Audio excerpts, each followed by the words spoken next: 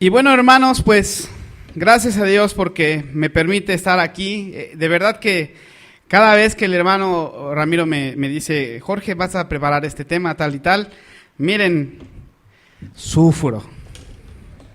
Los veo un poco tristes, hermanos, ¿será porque no ganamos oro? Bueno, no ganaron oro ayer los competidores olímpicos. ¿Cuántas medallas ganaron ayer? 2, 3, hermano, gloria a Dios, tú estás bien enterado. Ganaron 3 medallas y ayer estaba yo reflexionando un poco en el esfuerzo que hacen estos deportistas y en la preparación diaria que ellos toman. Todos los días entrenan tal vez 8 horas, es un trabajo arduo.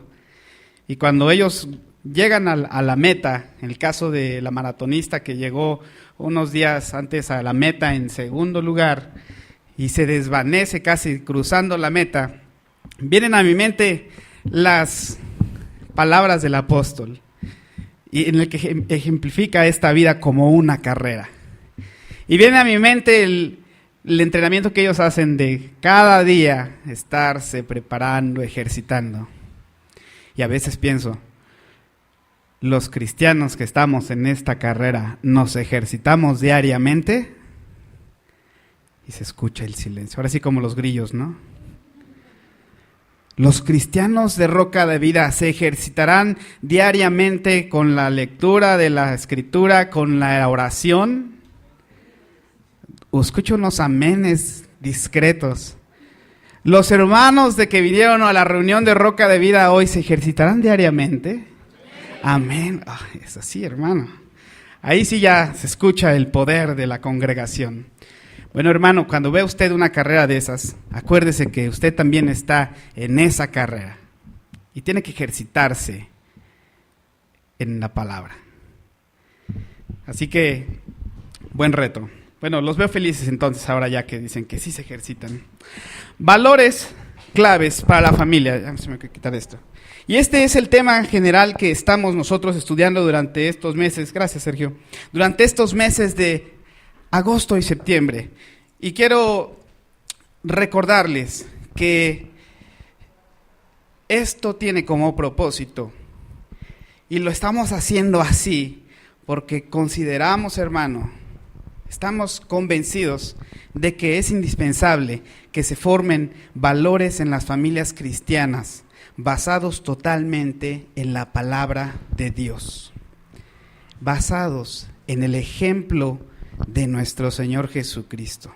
Esto, mira, en confrontación al pensamiento humanista que también forma valores. Este tema a ti no se te hace extraño. De hecho, podrías decir, oye, yo ya lo leí eso en algún libro de valores, algún libro de ética que me pasaron por ahí. Pero debo decirte, hermano, que nosotros lo estamos haciendo aquí porque estamos confrontando al pensamiento humanista que al enseñar los valores, lo que están haciendo es que buscan que estos valores en el hombre respondan a la realidad social del momento, y esto lo tomé de un estudio acerca de valores, para lograr el bienestar del ser humano y el bienestar emocional del ser humano y su estabilidad social, es decir, para que puedan ser felices. Esto es lo que enseña el pensamiento común. Esto es lo que cuando le preguntes a los niños, bueno, los que son padres de chiquitos y hay unos que están esperando que crezcan para llevarlos a las primarias, esto es la enseñanza de valores. Pues ¿sabes qué? Suena bastante bien, pero cuidado, porque la palabra del Señor nos enseña lo contrario. Oye, hermano, espérate, ¿cómo crees? ¿Tú no crees? No, espérame. La palabra del Señor nos dice que el fin principal del hombre, ¿cuál es? Glorificar a Dios. Muy bien, los hermanos de este lado están bien filosos. Glorificar a Dios con su vida a través de la obediencia a su ley en las diversas esferas en las que el hombre se desarrolla. Entre ellas, una muy importante que hoy vamos a ver, y es esta. Todavía no, Fer. La familia. Ese Fer se me adelanta. Es cierto, hermano. De modo que al establecer este objetivo en el hombre de que su vida debe glorificar a Dios, se pueda presentar, dice el apóstol Pablo, como un sacrificio santo y agradable para Él, para nuestro Dios. Yo sé que ustedes lo saben, pero esta es la verdadera felicidad. El que Dios te moldee, así como el artesano al barro lo toma y lo empieza a moldear, y cantamos una alabanza así muy hermosa, para que cada día seas como Cristo. Esta es la verdadera felicidad. Vaya, qué idea. Y por eso estamos nosotros identificando valores, se los estamos quitando al humanismo y lo estamos llevando a la Escritura y los estamos identificando ahí, para que no te engañen. Nadie inventó nada de esto. Nuestro Señor fue el que lo puso en el escritor bíblico, lo puso en el ejemplo de los personajes bíblicos que algunos vivieron conforme a su palabra y otros nos muestran la forma de vivir alejados de Él. Y nos puso el mejor ejemplo, a Jesús. Le estamos arrebatando al mundo corrompido y estamos, dicen los hermanos, redirigiendo cada uno de estos pensamientos a través y con base en la Escritura. Eso es lo que estamos haciendo. Por eso nos ponemos a hablar aquí de valores y los queremos enfocar en este tiempo especial para la familia. ¿Cuáles son los dos que estudiamos hace 8 y 15 días? Rápido por ahí. El valor del ocio. Hermano, ¿a qué iglesia van ustedes? Y estaba yo escuchando la predicación y la misma, el hermano preguntó, Ramiro, ¿cuál fue el de hace 8 días? El ocio. Hermanos, el valor del ocio. Iniciativa, muy bien. Le digo que este lado. Iniciativa, ¿y cuál más? La honra. Y los buscamos y los identificamos en la Escritura y los podemos ver sobre todo, principalmente en Cristo. Eso es lo que estamos haciendo, hermano. Por eso es tan importante que vengas todos los domingos y si no pudiste venir, busques la grabación para que escuches acerca de esta predicación. Iniciativa, honor, perdón, bondad, humildad, obediencia, atención, contentamiento. Porque queremos llegar a ser como Cristo. Queremos llegar a la estatura de aquel varón perfecto. ¿De qué forma? Puestos los ojos en Él, dice el escritor de Hebreos, puestos los ojos en Jesús. De esa forma es que lo vas a lograr. Si no tienes puestos los ojos en Jesús, cuando estudies los valores, te vas a decepcionar, porque nadie en ninguna sociedad lo puede cumplir. Date cuenta. Ninguna sociedad, ninguna organización que esté rendida a Cristo va a poder llegar a este anhelado. Nuestra realidad es con educación y con valores, así es como se puede cambiar. Parece verdad, pero le falta un ingrediente especial y el principal, le falta la palabra de Dios. Para que puedas mirar a Jesús y te concentres en Él y de esa manera llegues a la meta. Así es como llegamos al tema de hoy. Ahora sí, Fer, échamelo. Y miren, hermanos, si yo quisiera hablar de todo esto, estaría complicado.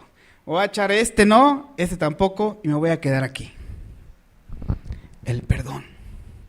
Y entonces todos los hermanos, todos así de, qué tema tan difícil. Pues sí, de verdad, ahorita posiblemente vas a empezar a reflexionar. Yo lo llamaba, mientras redactaba este bosquejo, el arte de perdonar. Así como los escritores romanos hicieron un libro, latinos decían un libro del arte de amar. Yo pienso que es el arte de perdonar. Y un arte que solamente con el ingrediente divino se puede convertir en arte. no puede ser, y es una forma romántica de decírtelo, y para los artistas, los que estudian diseño, para los que estudian la música, para los que estudian la danza, la pintura, podrán decir, oye hermano, qué poeta eres, el arte de amar. Y date cuenta, ¿qué tema? ¿A quién va dirigido? Podríamos limitarlo en la familia a los esposos. Podríamos limitarlo a los hijos en relación a los padres en relación a los hijos. Podríamos decir, esto es para los primos, esto es para la suegra querida, para el yerno amado, que por cierto hoy es cumpleaños de mi amada suegra y pues gracias a Dios por su vida. Así que hoy es doble felicitación para mi suegra. Este tema es para todos, hermano. Si decimos que es para todos los cristianos y en consecuencia es para todos aquellos que forman parte de una familia, y no veo aquí ninguno que no forme parte de una familia, ya sea que es hijo, esposo, esposa, yerno, decía yo, primo, tío. Mira, todos tenemos familia. Algunos dicen, híjole, lamentablemente, hermano, ahorita espérate el final del sermón, ya me dice si es tu pensamiento. Pero aprovechando que hay muchos papás de niños, y allá veo a mi hermano a Alex, que es un gozo, hermano, gracias a Dios, y a Angie, gloria a Dios por la pequeña Valentina, que mira, pues ya está acá con nosotros. Aprovechando que hay muchos bebés, hay muchos pequeñuelos, ¿sabes qué, padre? ¿Sabes qué, madre? Tú vas a tener una responsabilidad conforme, y los que ya tienen sus hijos grandes saben que tienes una responsabilidad de mostrarle en la palabra esto que se llama perdón. Entonces, abusados. Sin más ni más, sin más preámbulo, hermanos, vayamos pues al punto medular de este tema. Atención, es necesario que entiendas qué es el verdadero perdón. No el perdón del que te habla el terapeuta. No lo estoy desacreditando y voy a ser cuidadoso con esto que voy a decir, pero no estoy desacreditando cuando te hablan en una terapia acerca del perdón. No estoy desacreditando eso. Lo que estoy diciendo es que no está completo. Tú tienes la verdad. Entonces te vas a dar cuenta de que no está completo cuando alguien te dice que tienes que perdonar, que tiene un efecto bueno, que vas a ser más feliz, que vas a tener una liberación. No estoy diciendo que no es así. Lo que estoy diciendo es que comparado con el perdón divino, hay una diferencia abismal. Y ahorita la vamos a ver. Vamos a ver estos dos. Por eso, de lo que queda de este sermón, en los siguientes 30 minutos, en Mateo 18, 21 al 30, lo que vamos a hacer es que vamos a identificar 3 ideas en relación a esto. La primera es la profundidad del perdón divino. Y te las quiero anunciar para que vayas preparando tu entendimiento. Igual va a llegar un punto y dices, este es el que quiero. La profundidad del perdón divino. Segundo, la superficialidad del perdón del hombre. La superficialidad del perdón del hombre. Y último punto, el deber del cristiano de practicar, de buscar el perdón divino. Mateo 18, 21 al 27, en primer lugar. Ponme la siguiente, Fer, por favor.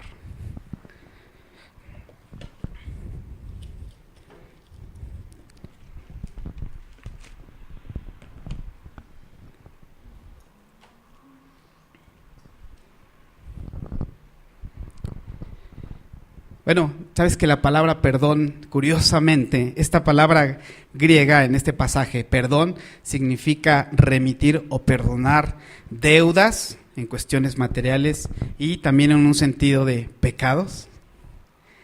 Después de que el Señor Jesús le enseñó a sus discípulos en la primera parte del capítulo 18 la forma en que debía proceder en que se debía proceder cuando un hermano pecaba en contra del otro, donde el espíritu de perdón debía imperar con a pesar de las circunstancias, es decir, que se debía buscar la reconciliación.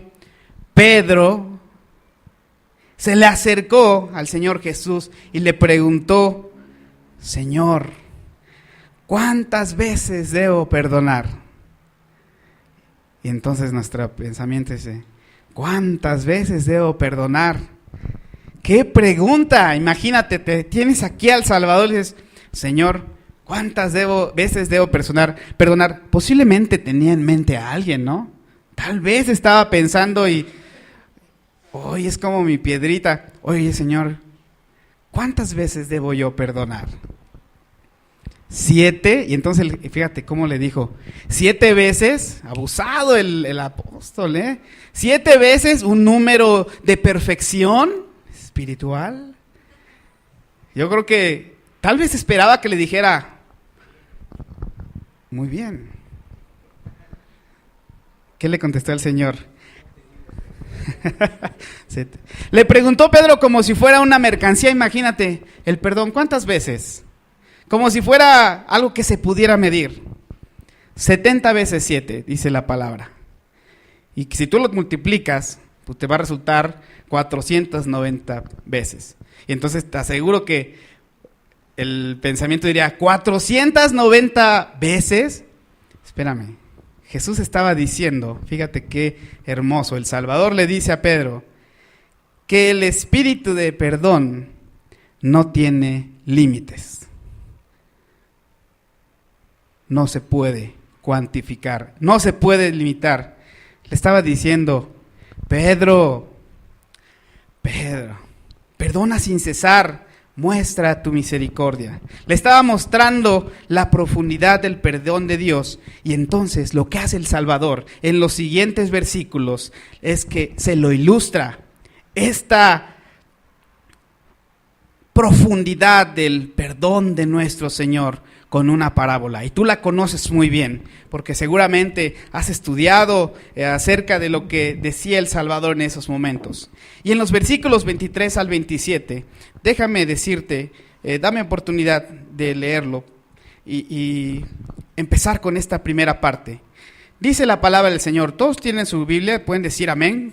Amén. Sígueme con tu mirada. Dice después de que Pedro le había preguntado y le contesta el Salvador. Versículo 23, por lo cual el reino de los cielos es semejante a un rey que quiso hacer cuentas con sus siervos. Y comenzando a hacer cuentas, le fue presentado uno que le debía 10,000 talentos. A este, como no pudo pagar, ordenó su señor venderle y a su mujer e hijos y todo lo que tenía para que se le pagase la deuda. Entonces aquel siervo, postrado, le suplicaba diciendo: Señor, ten paciencia conmigo, y yo te lo pagaré todo. El señor de aquel siervo, movido a misericordia, le soltó y le perdonó la deuda. Es la primera parte de este relato que está dando nuestro Señor Jesús. Date cuenta, ¿qué está diciendo? Versículo 23, un rey que quiso hacer cuentas con sus siervos. Y posiblemente estos siervos no eran cualquiera. Posiblemente se trataba de gente que manejaba un alto nivel de responsabilidad. Posiblemente era un gobernante, aquellos que, recaudaban los impuestos y le presentaban al rey estos impuestos que recaudaban. Dice el versículo 24, y comenzando a hacer cuentas, le fue presentado uno que le debía 10,000 talentos. Y si me pones la siguiente, Fer, y entonces me dije, ¿qué cosa? 10,000 talentos. Ahorita voy a sacar mi cartera y posiblemente haga mis cuentas y me alcance para juntar esta cantidad. Dice que estaba uno que le debía 10,000 talentos. Y bueno, esto ya lo debes saber, si no te lo recuerdo. Mira, los talentos eran monedas, eran medidas de peso inclusive, era lana de ese entonces. Y entonces encontré yo que un talento, el peso es determinado, pero de 10,000 talentos, para resumírtelo, ahí tienes el puntero, Fer, sumaban 216,000 kilos de plata. Y a mí se me hace que en ese entonces la plata era muy pura. Ya ves que hay los que saben de joyas, y pues posiblemente acá hay unos hermanos que sí lo saben porque los veo muy enjollados, traen acá sus cadenas y todo. No los voy a ver para que no los delate. Sabrán que pues se mide por pureza, ¿es cierto? Bueno, pues seguramente en ese entonces la plata era pura. Bueno, haciendo unas cuentas ahí un poco extrañas y que, bueno, pues era el recurso que tenía. Resulta que actualmente, al día de hoy, por la inflación y todas estas cosas, 216,000 kilos de plata, de la medio pura, podrían equivaler a, ¿cuál es este número? A ver, los expertos, ¿cómo se dice?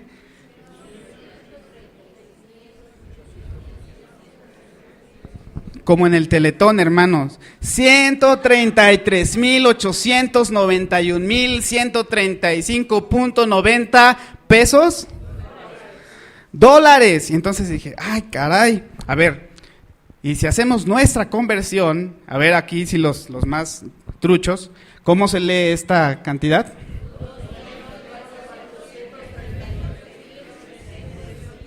No son 2 millones, a ver los matemáticos. Billones.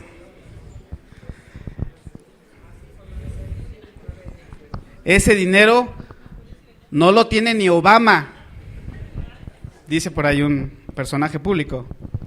En 2018 lo vamos a vender. ¿Qué? Y entonces esto fue tomando una cosa distinta. Dije, caray, a ver, esta es una lanota, pues imagínate, si ahorita el Slim, los ricos no lo tendrán, pues tal vez en ese entonces sería complicado que un siervo, un gobernante, abajo del nivel de rey, no tuviera esa cantidad. Parecía entonces que este personaje o se había clavado la lana, o había quitado, le había pellizcado, o había hecho de los impuestos que recibía, y bueno, pues no le entregó. No lo dice la Biblia, no es importante. Lo que es importante es esta cantidad, es exorbitante, imagínatelo. Joder, o sea, y le cobró. Parecía banco. Imagínate, no había teléfono, si no le hubiera estado llamando a las 7 de la mañana, sábados y domingos, cobrándole ese dinero. Le recordamos que la fecha de corte de su línea de crédito de gobernante ha vencido. Favor de pasar a hacer su pago a la brevedad. ¿En qué sabe? Pues hermano, es que acuérdense que soy abogado.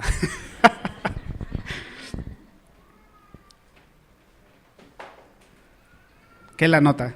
Y se postraba este hombre porque le estaba cobrando el rey. Pero además ya le había dicho, ¿sabes qué? No puedes pagar, entonces que lo vendan a su mujer y a sus hijos y a su perro y todo lo que tenían para que se alcance a pagar un poquito de la deuda. ¿Qué le quedaba a este hombre? Pues postrarse ahí, rogarle. ¿Podía tener esperanzas? Imagínate qué dineral.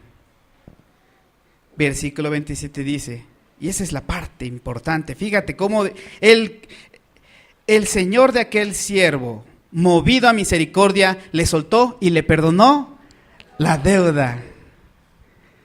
Imagínate que tu deuda de la tarjeta de crédito, esa que no has pagado,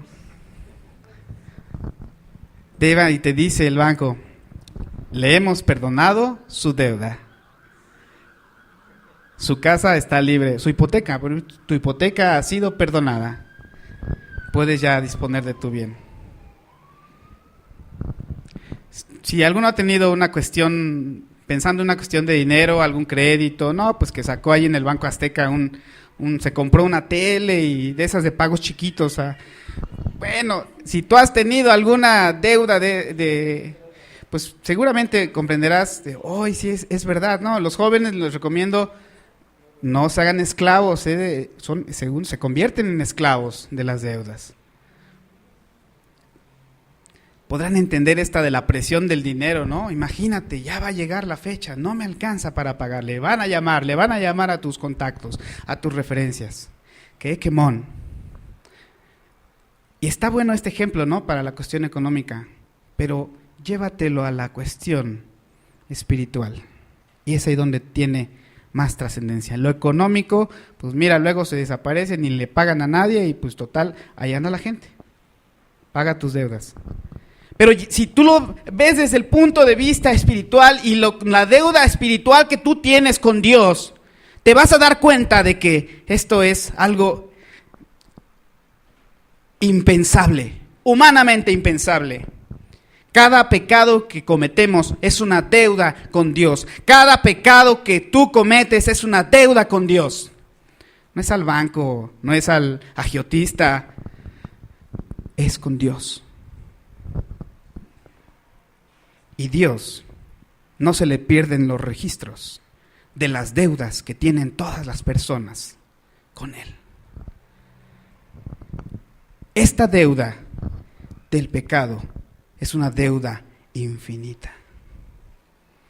10,000 talentos en la Escritura está representando lo que no puedes pagar. Lo que tú mismo, lo que por ti mismo no puedes cubrir. ¿Y sabes cuál es el castigo?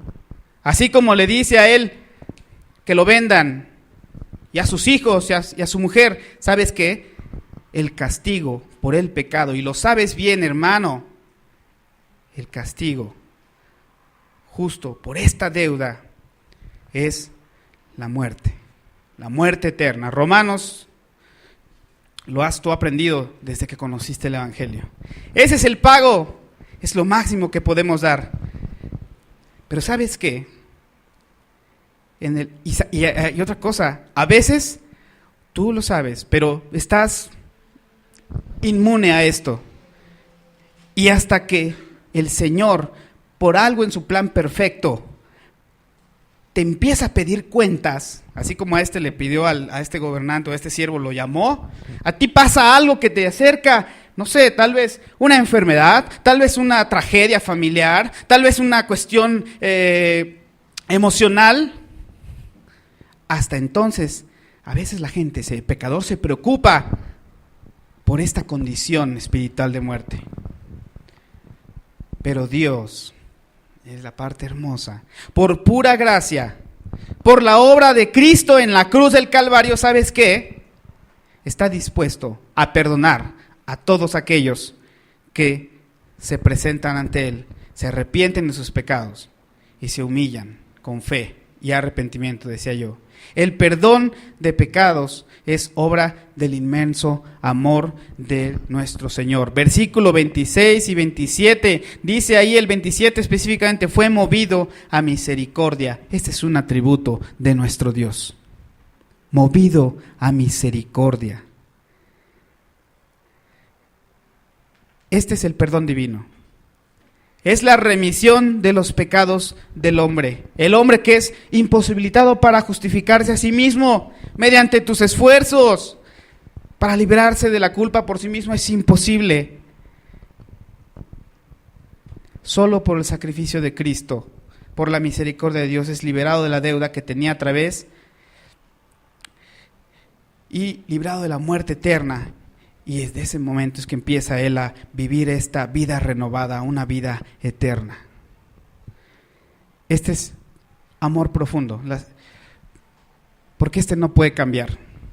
Y parece que lo tenemos que repetir, hermanos, lo tenemos que repetir, porque si no nos vamos con el pensamiento común y se nos olvida que este es el ejemplo de perdón.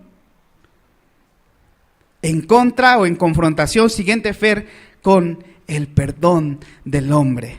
Y cuando yo estaba haciendo hermano, te aseguro que vinieron a mi mente un chorro de cosas de cómo podríamos ponerle también a perdón del hombre. ¿Y sabes qué?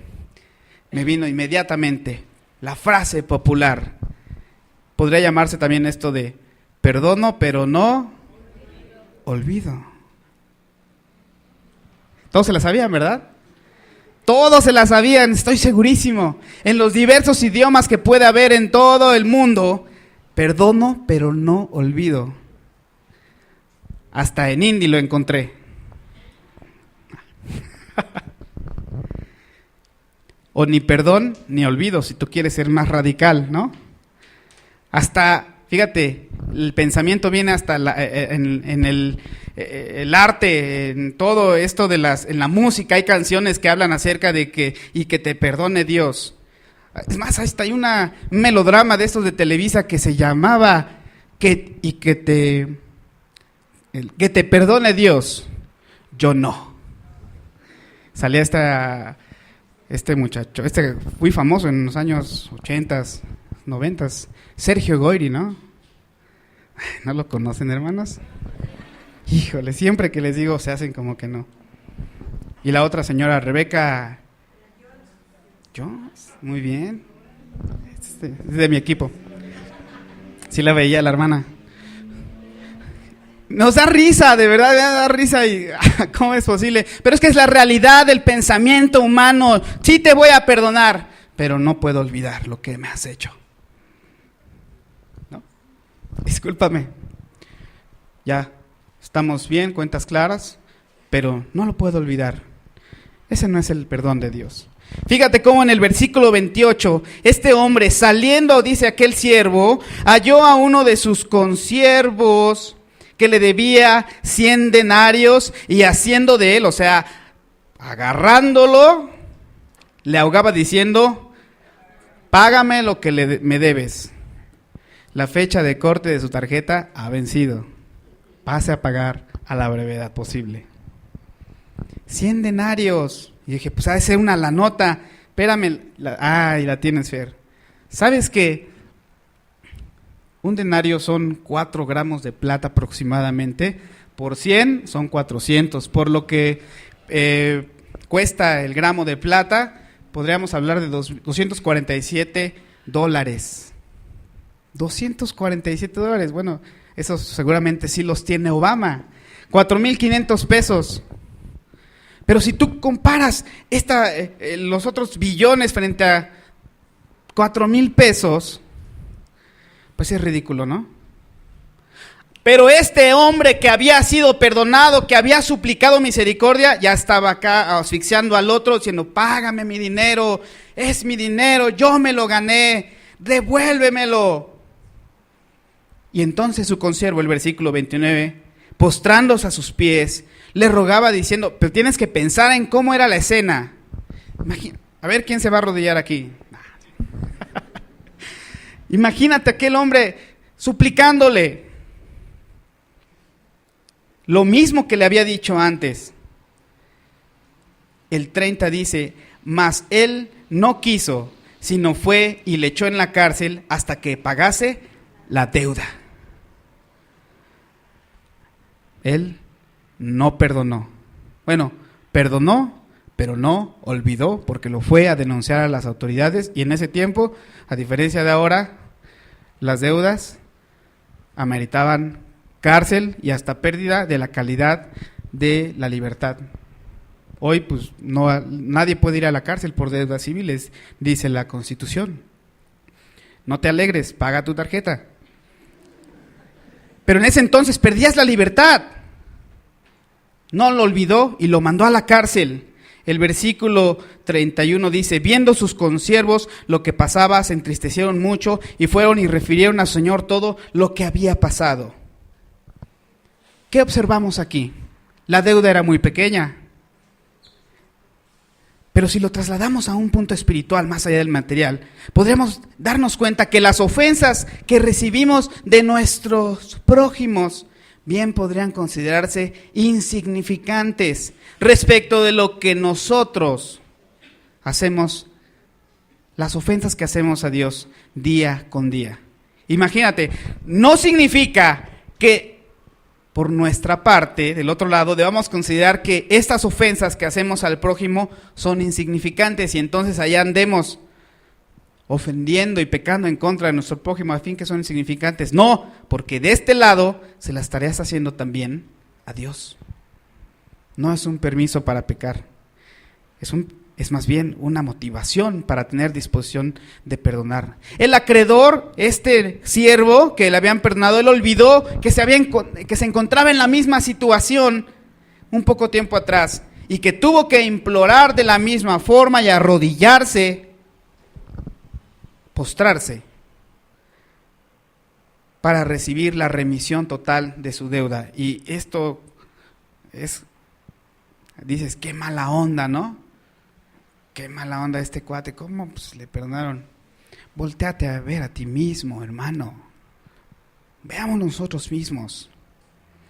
Este es el tipo de perdón que surge del corazón del hombre que no ha sido redimido por Cristo. Es un perdón superficial, que me vea la cámara, superficial, temporal y es limitado. Es subjetivo.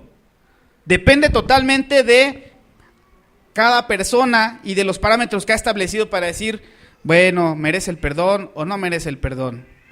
Hoy amanecí de buenas, pues perdono a todos. Imagínate que así amanecieran a los que hemos ofendido. Hoy amanecí de malas y a todo, nadie le voy a dar mi perdón. Eso es totalmente arbitrario. Ese es el perdón humano, esa es la concepción del perdón que nos enseña el mundo corrompido y caído. ¿Sabes qué se esconde? Y esta fue algo que me hizo reflexionar. ¿Sabes qué se esconde detrás de este perdón y misericordia, de este reclamo exacerbado de que son mis derechos, yo tengo derecho a que se me reconozca? ¿Es cierto? Hablamos de la justicia y lo vamos a ver más adelante. Pero sobre todo, en Gálatas, misericordia. ¿Sabes qué se esconde? Una sed de venganza. Por eso no olvidas. Porque tú quieres que se te haga justicia. Y es peligroso porque pues yo me dedico al litigio. Pues no tendrías. Pero debo decirte, mi experiencia es, muchos de esos asuntos, de todos los problemas que por la práctica tienes que ver, es porque hay una sed de venganza. Cuando operando el perdón se pueden arreglar los problemas. Porque hay una necesidad humana de que me sacien mi honor, mi honra. A mí me han ultrajado. Sí, la justicia, pero la misericordia. Porque sin misericordia se convierte en una espada para hacer más mal del que has recibido. Qué duro está esto, hermano, pero es la verdad. No puedo decirte, hermano, ven, perdona, es algo bueno, vas a ser muy feliz. Hermano, tienes el mandato de nuestro Señor de perdonar a los que te han ofendido, a los que te han hecho daño. Por eso Dios, punto tercero y el último, Dios nos llama a practicar el perdón divino. Versículo 31, después de que fue llamado, de que le dijeron al Señor, en el 32 encontramos que entonces, llamándole su Señor a este siervo que no había perdonado, le dijo: siervo malvado, toda aquella deuda te perdoné porque me rogaste. ¿No debías tú también tener misericordia de tu consiervo como yo tuve misericordia de ti? Y lo repito, ¿no debías tú también tener misericordia? Y la versión internacional dice compasión de tu consiervo como yo tuve compasión de ti. Entonces, su señor, enojado, le entregó a los verdugos hasta que pagase todo lo que debía. Versículo 35, así también Mi Padre Celestial, hará con vosotros si no perdonáis de todo corazón cada uno a su hermano sus ofensas. ¿Qué nos enseña esta parábola? El perdón del hombre es incompatible con el perdón divino. El primero es insuficiente e intrascendente. No produce ningún efecto en el corazón. Temporal, posiblemente. Pero simplemente es una expresión que se exterioriza, pero hay un vacío en el fondo. Dios nos llama a practicar el verdadero perdón. Cuando oras, oras por el perdón. Mateo 6. Es un mandato, no es opcional. La venganza es de Él ante la ofensa. A nosotros se nos da el privilegio de perdonar. Debemos tener confianza de que lo que ha sido dañado a causa del pecado en contra de nosotros es renovado por el Señor. Los sentimientos, el honor, la integridad física, el patrimonio, todas las cosas que hayan sido dañadas a causa del pecado en contra tuya, tienes que tener la confianza que el Señor las restaura.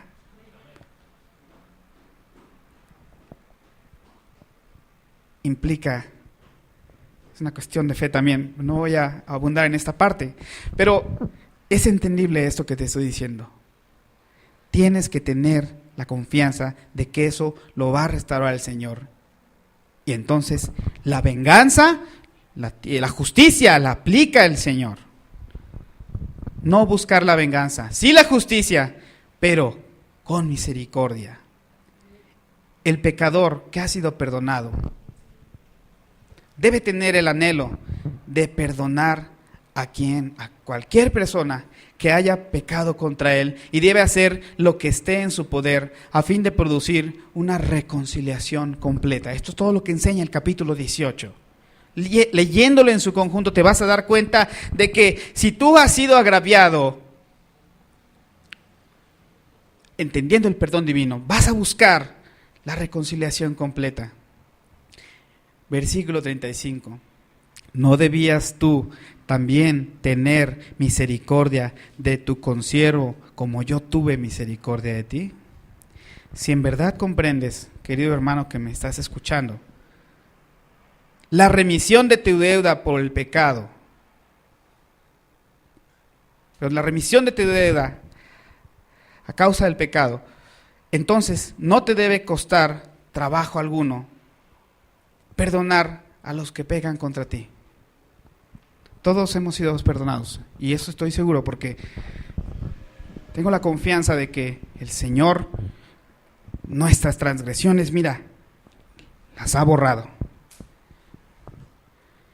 El perdón, nos enseña aquí esta parábola, debe ser de corazón, es decir, debe ser auténtico. Si no, es hipocresía. Es necesario despojarse del orgullo humano, de sentirse merecedor de la honra y el honor que puede proveerte en este mundo las cuestiones económicas, una posición social, una posición familiar. Es necesario despojarse de eso y de corazón perdonar a quien te ha agraviado. Y eso implica, por supuesto, olvidarte de la ofensa. Por eso no tiene cabida el te perdono, pero no olvido. Hasta hay canciones de eso, ¿eh? Sí. El que no está dispuesto a perdonar, querido hermano,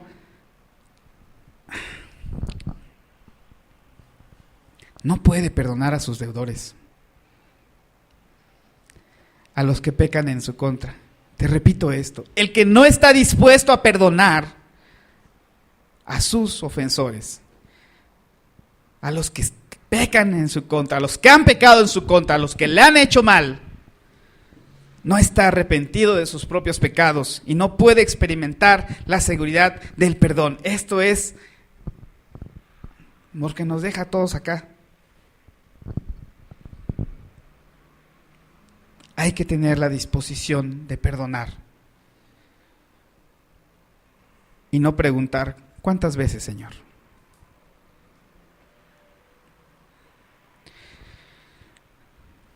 Casi terminando esta última parte, el Señor en esta parábola nos llama a obrar con justicia, pero también con misericordia. Y este es un punto importante para que podamos comprender cómo no están peleadas estos dos. Justicia y misericordia es lo que nos llama el Señor. Si tú lees en Santiago 2:13, y te lo voy a leer yo. Porque juicio sin misericordia se hará con aquel que no hiciere misericordia, y la misericordia triunfa sobre el juicio. Hermano, repito, el Señor nos llama a obrar con justicia, pero también con misericordia. Y esto involucra la compasión por aquel que está perdido, extraviado y que peca en contra tuya. Y terminando este último punto, una buena noticia que te va a alegrar, porque los veo un poco agüitados. Es la verdad, hermano. Yo tuve esta cuestión de reflexionar, Señor, perdóname porque realmente no he perdonado con sinceridad. Pero ¿sabes qué? El Señor es hermoso. Cuando tú leas en Mateo 5, versículos 6 al 9, te vas a dar cuenta que los misericordiosos, los que perdonan, estos son, así como los limpios de corazón y los pacificadores, son llamados bien, y significa dichosos. Por eso te decía, esta es la verdadera felicidad. Y ahí ya le creo al doctor Simi cuando decía, ser feliz sí se puede. Porque entonces vine yo a la escritura y dije, ser feliz sí se puede. Esta es la verdadera felicidad. Esta es la dicha. Eres llamado bienaventurado. Eres llamado dichoso. Aquel que perdona el agravio. El que perdona, fíjate lo que estás haciendo al mismo tiempo. El que perdona provoca dicha al que reconoció su pecado. Salmo 32:1. Bienaventurado aquel cuya transgresión ha sido perdonada y cubierto su pecado. Nosotros somos bienaventurados y dichosos porque el Señor perdonó nuestras transgresiones, cubrió nuestro pecado. Cuando tú perdonas, aquel que se arrepintió es dichoso. Concluimos.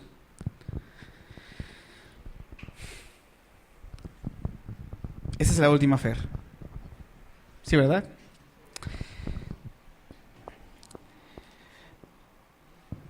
Tuve que dedicar el tiempo específico para hablar acerca del perdón divino, lo que es realmente, hermano.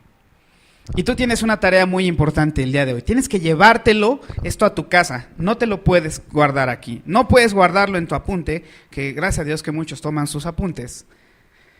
Y los que no, pues ya vean la predicación. No te guardes esto solamente ahí.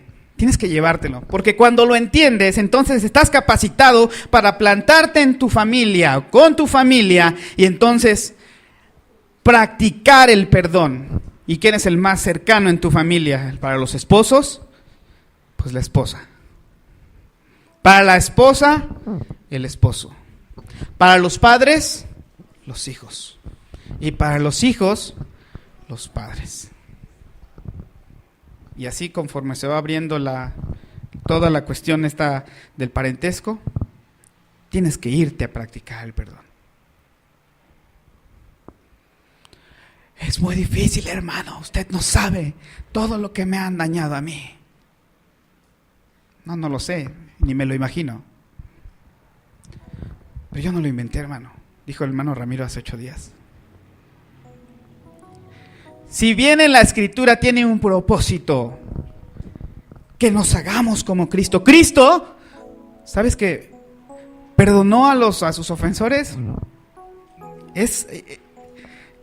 el Señor Jesús ahí en la cruz del Calvario, muriendo, experimentando esta muerte, esa separación, ¿qué dijo? Padre, perdónalos. No saben lo que hacen.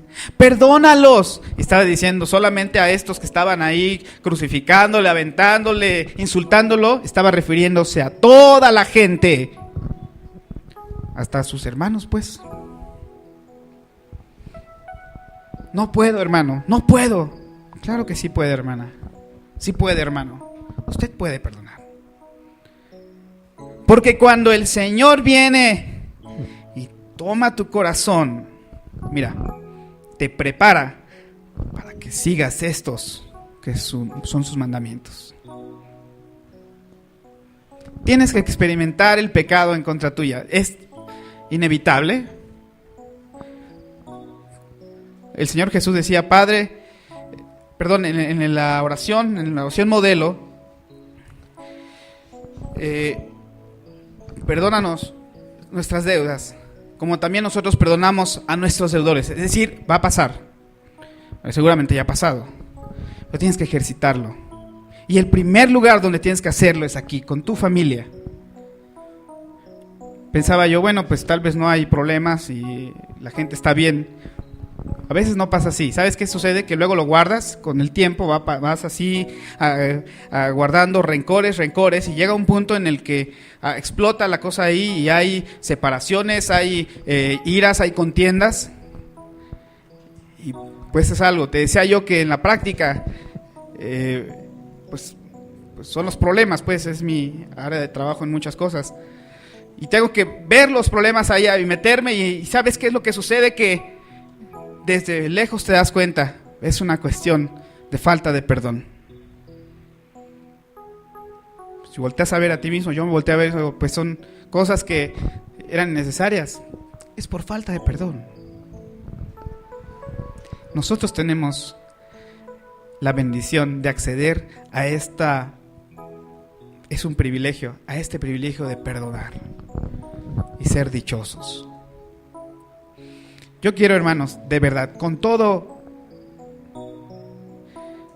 autoridad en la palabra del Señor, llamarles a que reflexionen. Si ustedes están experimentando falta de perdón en contra de alguien en su familia, queremos familias renovadas, queremos familias que busquen parecerse a Cristo en lo particular. Y eso nos lleva a que tengamos que reflexionar. Por eso predicamos esto. Por eso predicamos, porque tienes que autoexaminarte y darte cuenta que si no has perdonado, debes hacerlo, porque tú fuiste perdonado de tus pecados.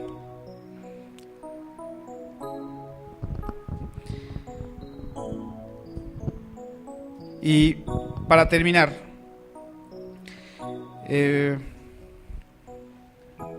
pensando en esto un poquito, creo que si tú quieres en esta tarde, si tú deseas hablar con nuestro Señor, vamos a orar 2 minutos en silencio. Y yo creo que no soy yo nada más. Creo que todos debemos ser movidos a reflexionar en esto y darnos cuenta. Si hay una cuestión, inclusive en nuestra familia, pues atenderla, tener diligencia. El primer valor que nosotros vimos, tener diligencia en ir y enfrentar el problema y ejercer el perdón. No es una locura.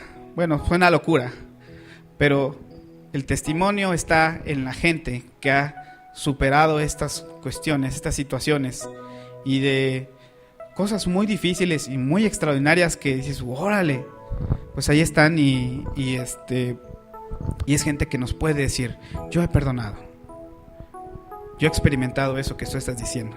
No es mentira, viene la palabra, es algo maravilloso y ¿sabes qué? Te conviertes en alguien dichoso. ¿Por qué no inclinas tu rostro, hermano? Vamos a orar en silencio 2 minutos.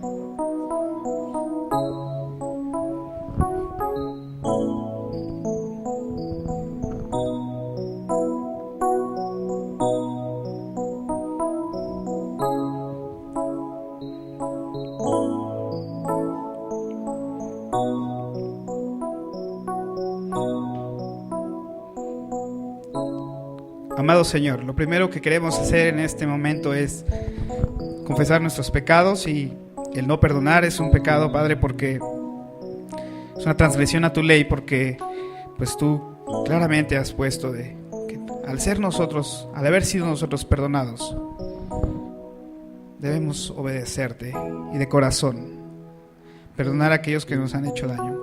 Te pido, Señor, que tú uses tu palabra para que, en primer lugar, nos hagas entender que tenemos este privilegio tan hermoso, y nos hagas darnos cuenta que el primer lugar donde tenemos que llevarlo es con nuestra familia. Te pido, Padre, que en cada uno de tus hijos tú pongas el deseo de perdonar a aquellos que han pecado en contra suya, que pongas el deseo de constituirse mediadores, facilitadores para aquellos de su familia que están en conflicto. Tantas cosas, Padre, pero todas es por la necedad de los corazones. Te pido, Señor, que esta iglesia, las familias de esta iglesia, tengan diligencia y vayan y ejerciten este privilegio tan hermoso de perdonar. Te pido, Padre, que si alguno ha sido dañado en su patrimonio, en sus sentimientos, en su cuerpo, en sus emociones, tú restaures lo que el pecado ha dañado. Nosotros tenemos la confianza de que lo haces así, Señor, de que lo vas a hacer. Ya lo hiciste. Tenemos esa confianza plena, y con esa confianza, Señor, te pido que pongas el deseo de perdonar a sus ofensores. Te pido finalmente, Señor, que nos ayudes a hablar de esto, a no tener miedo de enfrentarlo, y de esta manera pues buscar parecernos más a ti, a tu Hijo Jesús. Gracias, Señor, por esta oportunidad de reflexionar sobre tu palabra, y te suplico que tú obres en el corazón de cada uno de tus hijos que están aquí reunidos.